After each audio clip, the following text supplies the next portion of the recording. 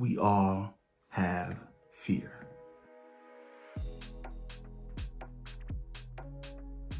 Listen, my fear of spiders is fine where it is. As long as they leave me alone, I'll leave them alone. Stay out of my way and stay out of yours.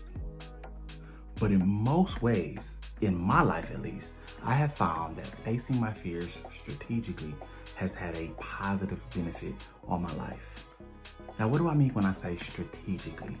See, there are purposeful steps you can take when addressing a fear that allow you to approach it methodically instead of running full steam ahead and getting smacked in the face with it. Now, at some point, you have to run, you have to face your fear, and it's usually a pretty good idea to do that pretty quickly. But with this purposeful approach, you're simply crawling before you run. You're simply taking one step before you take your... Welcome to me. I'm here. Now, this first one may seem obvious, but really, the reality is the first thing you need to do is face your fear. Running away from fears only makes them stronger. Vice versa, facing them should bring them down over time. Now, one way to do this is to listen to your body.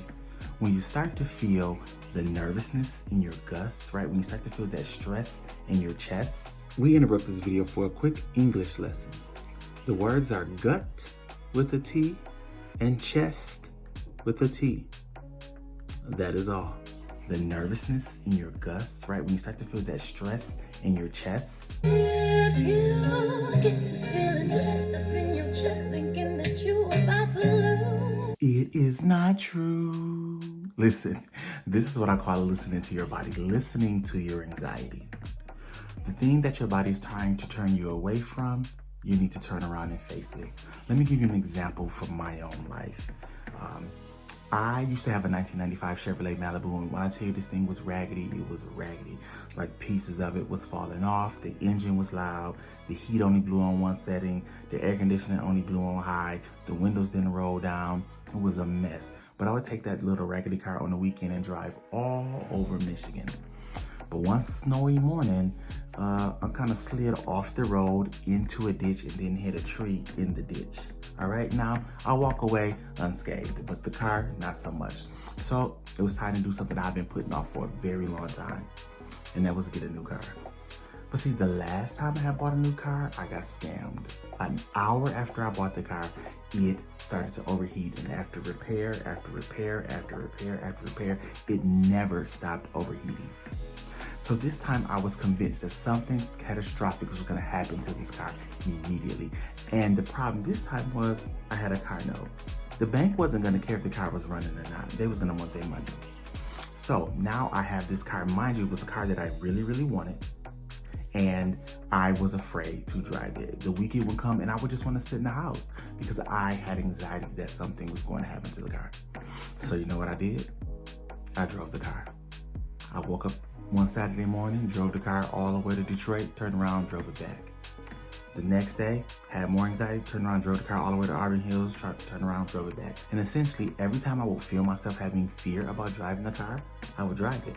Cost me a lot of gas money, but I faced my fear and my anxiety driving the car went down. And now it's been 2 years and I have had not a single major problem out of the car. Now please, everybody knock on wood, because you know the fact that I said it out loud is enough to make something, you know what, we're not even gonna say it out loud. Knock on wood.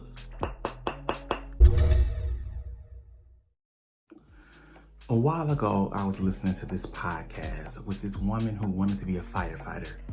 And I think it was firefighter. And she had a terrifying fear of fire. I think it was fire. I don't know. I don't remember exactly what she was afraid of, but I remember her process. She was simply practicing facing her fear. She was slowly exposing herself. Let's say it was fire. So she was slowly exposing herself to more fire, and then a little bit more fire, and then a little bit more fire, until she was able to face her fear. And I don't remember what she called that process, so I'm gonna call it bravery building. Simply, what this means is if you want to be a stand-up comedian, it doesn't mean that tomorrow you have to go and sign up for the next open mic night at your local comedy club. You can start off small, right? If you're afraid of being in front of an audience, well then maybe take 3 or 4 of your coworkers next time on lunch break and ask them, can you do a small routine for them?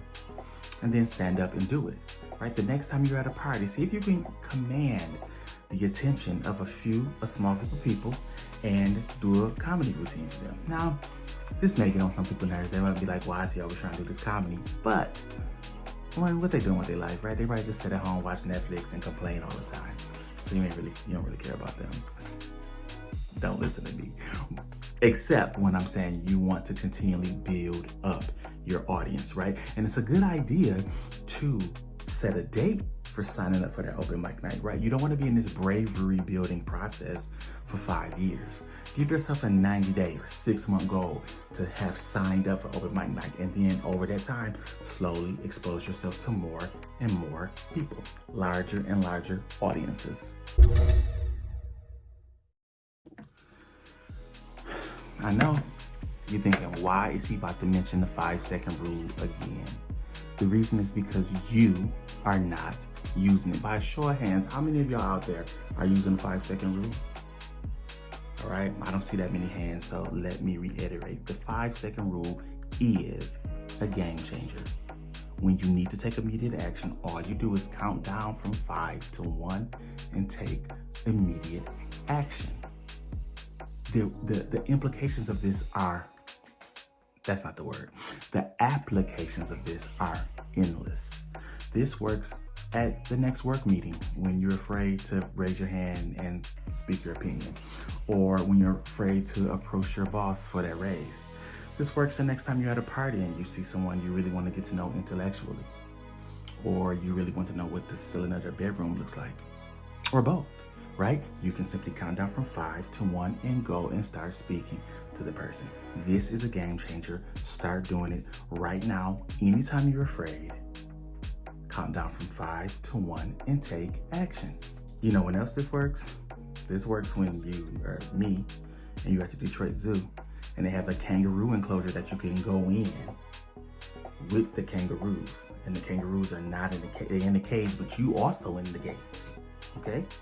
And you have seen videos online of kangaroos literally boxing people. And you're wondering, do I really want to do this? But you do. So I counted down from 5 to 1 and I went in there and also it was a lot of other people in there. That brings me to my next point. Imagine the worst. And then look at the evidence and see if the evidence supports what you're imagining. I have an example for you. A friend and I were talking about the world's fastest water slide. And at that time, it was at this place called Blizzard Beach. This water slide is 120 feet high. It was insanely steep. And when you're going down and you reach speeds of 60 miles per hour. Sounds insane. And my friend says, I wouldn't get on that because I might be so afraid that I would sit up and then fall off the slide. And I tried explaining, no, it doesn't work that way. You can never be so afraid to die that you do the very thing that would kill you. I am so afraid to be on this high cliff that I'm going to jump off of it because I'm so afraid of being up this high. Cannot happen, will not happen. But he didn't want to listen to me. So let's look at the evidence. Now, Blizzard Beach has been open for 26 years. And in 2019, they had 2 million visits. But let's just assume for some reason that's an unusually high amount of people to go there. So let's assume that an average year is 1 million visits. So in 26 years, they've had 26 million visits. Do you think some of them people were scared to go down that slide? I'm pretty sure a bunch of them was. I would be. But how many of them were so afraid to fall off the slide that they sat up to fall off, right? Also, it looks very steep, but it's not so steep that you can accidentally fall, right? We have to look at the evidence. You mean to tell me, friend, you know who you are, you might be watching this, that out of 26 million visits, you was gonna be the only person out of all of them, the only one that was so afraid to die that you killed yourself by sitting up. Does not compute. Another one you hear is people talking about being so afraid that they may have a heart attack. Well, let's just do it right now. Let's give ourselves a heart attack. Imagine your worst fear and die on the count of 5. 5, 4, 3, 2, 1. Are y'all still alive? It's because you can't do that. You have never heard of someone being so afraid that they killed themselves. Well, you may have heard of it, but I would advise you to check the evidence and see if that's what really happened. Because science says you can't do that.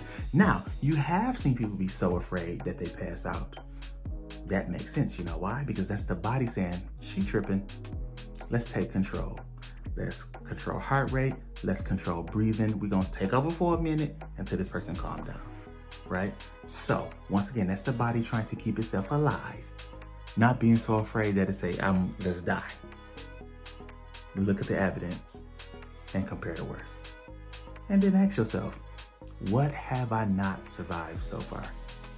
You're more resilient than you think you are. Can't beat the fear, just do it scared.